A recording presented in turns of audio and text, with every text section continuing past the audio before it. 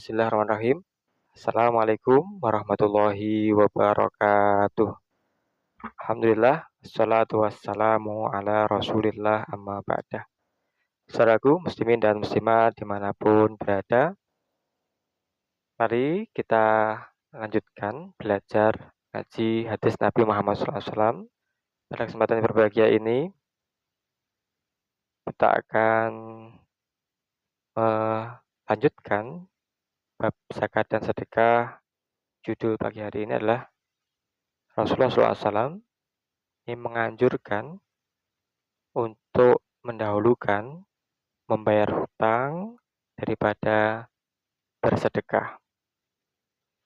Ya, sebelum saya bacakan hadis tentang pentingnya membayar hutang sebelum kita bersedekah ataupun melakukan aktivitas yang lain, ini sebagai pengantar bahasanya hari ini kita berada pada kondisi ekonomi yang bisa jadi sedang minus atau dipaksa untuk berhutang karena keadaan kita sedang kena PHK, sedang bangkrut, sedang tidak baik-baik saja. Lagu yang ngetren di luar pacu jalur ini adalah berdamai dengan apa yang terjadi, Termangu. Ya. Kalau ini dialami oleh perorangan, maka kita harus segera mengkalkulasi antara pengeluaran, pendapatan, dan target utama setelah kita memenuhi kebutuhan pokok adalah bagaimana kita membayar hutang. Saudaraku muslimin dan muslimat dimanapun berada, kondisi ekonomi kita, orang per orang hari ini berbeda-beda. Ada yang kaya dan ada yang miskin. Nah, tentang yang kaya ini jelas bahwasanya mereka sudah bisa berdiri di atas kaki sendiri, tidak menjadi beban negara ataupun beban orang lain. Lalu lantas bagaimana dengan saudara-saudara kita yang masih miskin? Yang ini datanya berbeda-beda antara Bank Dunia, antara BPS. Menurut Bank Dunia, negara kita ini adalah hampir 70% adalah tergolong miskin. Menurut BPS, ini datanya tidak sampai ke 70%. Saudaraku muslimin dan muslimat dimanapun berada, menjadi kewajiban negara untuk menanggung bahwasanya fakir miskin dan anak-anak terlantar dipelihara negara untuk menanggung beban kemiskinan warganya. Nah, inilah yang hari ini menjadi tanda tanya besar sejauh mana negara kita telah berbuat tentang hal ini. Sebagaimana amanat undang-undang dalam pembukaan Undang-Undang Dasar 1945, bahwasanya kewajiban negara adalah untuk melindungi segenap bangsa Indonesia dan seluruh tumpah darah Indonesia, dan untuk memajukan kesejahteraan umum, mencerdaskan kehidupan bangsa, dan ikut melaksanakan ketertiban dunia berdasarkan kemerdekaan, perdamaian abadi, dan keadilan sosial bagi seluruh rakyat Indonesia. Nah, persoalannya adalah hutang pribadi dan hutang negara kita ini harus jelas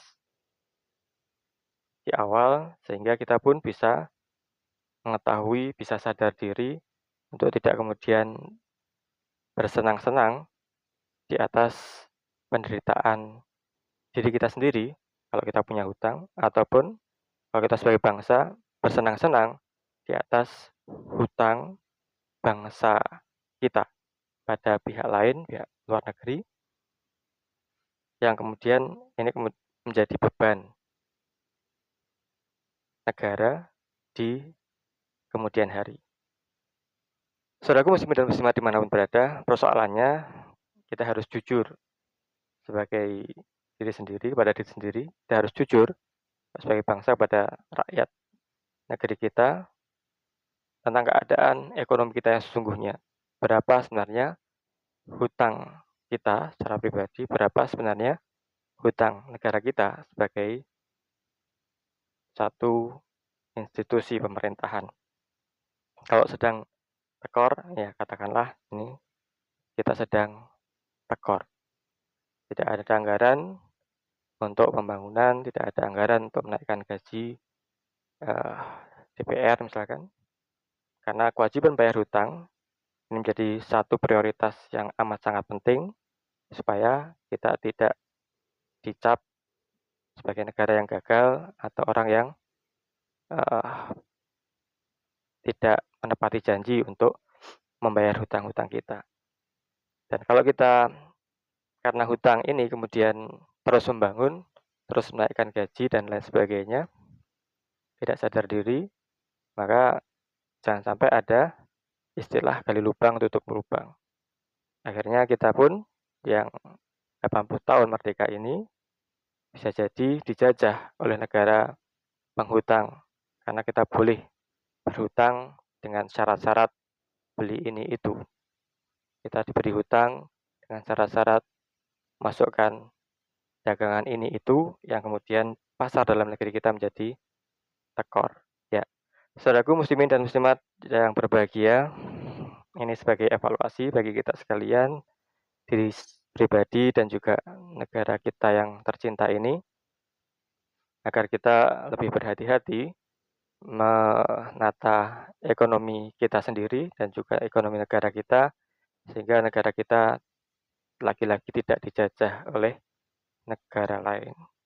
Baik, kita baca hadis berikut ini. Bismillahirrahmanirrahim. Hadatsani Yahya an Malik an Ibnu Syihab an Sa'ib Ibnu Yazid anna Utsman Ibnu Affan kana yaqul hada syahru zakatikum. Faman kana alaihi dainun falyu'addi dainahu hatta tahsulu amwalakum fatu'adduna minhu zakat. Artinya, telah menceritakan padaku Yahya dari Malik Ibnu Syihab dari Sa'ib bin Yazid bahwasanya Utsman bin Affan berkata, ini adalah bulan zakat kalian. Barang siapa yang punya hutang, hendaklah dia menunaikan hutangnya sehingga kalian bisa dihitung dan ambil zakatnya. Hada syahru zakatikum. Faman kana alaihi dainun, memiliki hutang, falyu'addi dainahu. Yang pertama adalah hendaknya dibayarkan hutangnya. Hatta sulu amwalakum. Sehingga dari pengurangan hutang tersebut, inilah harta kita yang sungguhnya. Fatuduna zakat. Kemudian dikeluarkan zakatnya, dipotong hutang. Ya, saudaraku muslimin dimanapun berada, ini adalah ekonomi tercerdas dari beliau Rasulullah Muhammad SAW, bagaimana kita memprioritaskan segala sesuatunya di atas segala sesuatu sebelum pembangunan dan lain sebagainya, menaikkan gaji DPR dan lain sebagainya. Bagaimana kita jujur terus terang tentang hutang kita sebenarnya seberapa dan bagaimana cara kita membayarnya sehingga tidak gali lubang tutup lubang. Ya. Bahkan masyarakat sebagai satu renungan kita semuanya rakyat kecil, miskin ya, bahasanya di antara saudara-saudara ini penyumbang harus berhutang. Ini adalah salah kaprah. Jadi ini hanya untuk orang-orang yang mampu. Sampai kemudian gali lubang, tutup lubang, gara-gara kita akan nyumbang. Baik, pelajaran apa yang bisa kita ambil dari hadis di atas? Mana yang didahulukan, mana yang harus kita prioritaskan, membayar hutang, membayar zakat. Ya, Bahkan pertama, yakni bayar zakat pun dengan prioritas utama yang sebelum membayar zakat, sebelum belanja-belanja ini itu membangun, menaikkan gaji dan sebagainya adalah bagaimana membayar hutang terlebih. Rasulullah SAW mendahulukan untuk tu'addi dainakum. Faman kana alaihi dain falyu'addi dainah. Barang siapa yang memiliki hutang, hendaklah hutang itu diprioritaskan, didahulukan. Hutang bahkan dapat menjadi faktor pengurang kewajiban kita atas zakat harta kita. Jadi hutang sudah dibayarkan, maka dihitunglah kembali harta kita apakah sudah sampai nisab. Kalau sudah sampai nisab, maka dikeluarkan zakatnya. Tapi hutang harus didahulukan. Yang kedua, bagaimana dengan bersedekah, hewan kurban, membangun dan sebagainya, rumah dan lain sebagainya, belanja ini itu dan lain sebagainya, memenuhi keinginan kita yang luar biasa, masukkan keranjang, belanja dan sebagainya. Apakah yang didahulukan? Belanja, bersedekah, menyembelih hewan kurban, atau membayar hutang? Ya, masih dalam ketentuan yang sama, ini diwajibkan kita mendahulukan membayar hutang daripada apapun. Belanja, bersedekah, menyembelih kurban, ini prioritas selanjutnya. Yang utama adalah membayar hutang. Bahkan dalam sebuah riwayat hadis yang lain, Imam Bukhari menjelaskan secara khusus mana yang didahulukan antara bersedekah atau membayar hutang pada orang lain. Bahasanya apa yang mendahulukan bersedekah sementara dia masih memiliki hutang, maka sedekahnya tidak diterima. Babula sodakotan illa zuhri hina wa man tasaddaqa wa huwa muhtaj ahluhu muhtaj alaihi dain fadainu ahyu ayyuqa minas sadaqah la'itqa bahibah wa huwa alaih. Bahasanya barang siapa yang bersedekah antara dia masih membutuhkan, keluarga yang membutuhkan, dan dia hutang, maka farin ahakku itu lebih berhak untuk diutamakan. Siapa yang sementara dia punya hutang, membangun masih hutang, menaikkan gaji sebagainya, masih memiliki hutang, maka apabila dia mendapatkan yang lain-lain selain membayar hutang, maka semuanya akan tertolak. Ekonominya akan terjadi distorsi, akan terjadi fokus yang tidak sesungguhnya, akan melenceng tujuan kita, yakni mencerahkan kehidupan yang adil makmur dan bagi seluruh rakyat yang merata. Bab ini menjelaskan bahwasanya dianjurkannya sedekah kecuali dalam kondisi tercukupi. Barang siapa bersedekah sementara dia dalam keadaan membutuhkan, keluarganya membutuhkan, dan ia memiliki hutang lebih untuk dibayar daripada bersedekah, merdekakan budak, dan hibah. Dan semuanya itu apabila dia salah prioritas, bersedekah dulu, merdekakan budak dulu, hibah dulu, sementara hutangnya belum dibayar, maka tertolak pahala sedekahnya. Bukhari, Sahih Bukhari juz 2 halaman 111. Saudaraku muslimin dan muslimat dimana berada, indahnya agama berdasarkan prioritas ekonomi kita dalam beribadah, yakni mendahulukan yang wajib daripada yang sunnah. Membayar hutang wajib sewajib. Semoga kita sebagai pribadi dan juga negara kita sebagai institusi pemerintahan ini mementingkan untuk membayar hutang supaya kita benar-benar merdeka, tidak dijajah oleh keinginan bangsa yang berikan hutang untuk masukkan barang ini itu, untuk menjual ini itu, dan kita kembali dijajah oleh kepentingan-kepentingan asing. Semoga Allah Subhanahu wa taala senantiasa memberikan hidayah, inayah kepada kita, keluarga kita, anak keturunan kita, muslimin untuk dapat memahami pentingnya membayar hutang daripada berzakat, bersedekah, dan yang lain sebagainya. Amin ya rabbal alamin. Terima kasih. Assalamualaikum warahmatullahi wabarakatuh.